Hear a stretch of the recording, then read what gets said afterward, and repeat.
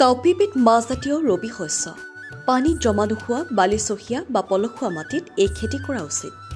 প্ৰচুৰ পৰিমাণে প্ৰটিনযুক্ত এই ঘাঁহ পশুধনৰ বাবে এবিধ অতি পুষ্টিকৰ খাদ্য। এই ঘাঁহৰ খেতি কেতিয়া আৰু কেনেকৈ কৰিব? এই খেতি সচৰাচৰ মাৰ্চ মাহৰ পৰা ছেপ্টেম্বৰ মাহলৈ কৰিব পাৰি। মাটি 2ৰ পৰা 3বাৰ চহ কৰি 1 বিঘা মাটিত 5ৰ পৰা 6 কিলোগ্ৰাম বীজ 30ৰ পৰা 35 চেণ্টিমিটাৰ অন্তৰে অন্তৰে শাৰী শাৰীকৈ সিঁচিব লাগে। সাৰ প্ৰয়োগ কেনেদৰে কৰিব পাৰি? মাটি চহোৱাৰ সময়তেই বিঘাই প্ৰতি 4 পৰা 6 কুইণ্টল পচন সাৰ বা শুকান গোবৰ প্ৰয়োগ কৰি ভালদৰে মিহলাই দিব লাগে।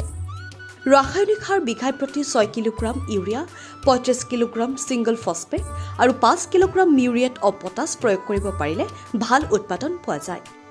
জলসিঞ্চনৰ প্ৰয়োজন আছেনে?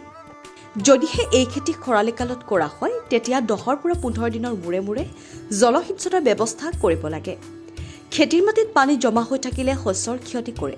সেয়েহে বেছি বৰষুণ হ'লে খেতিত যাতে বৰষুণৰ পানী জমা হৈ নাথাকে তাৰ বাবে পানী সহজে ওলাই যাব পৰাৰ ব্যৱস্থা কৰি দিব লাগে। কেতিয়া ঘাঁহ চপাব?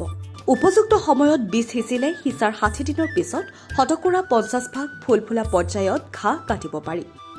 এই খেতি কৰি 1 বিঘা মাটিত প্ৰায় 30ৰ পৰা 35 কুইণ্টল ঘাঁহ পাব পাৰি।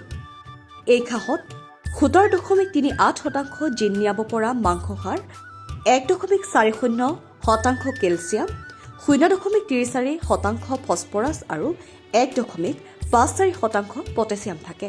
সেয়েহে এই ঘাঁহ পশুধনৰ বাবে উৎকৃষ্ট খাদ্য হিচাপে ধৰা হয়। নিউজ ডেস্ক ৰিপৰ্ট অংকুৰিত অসম।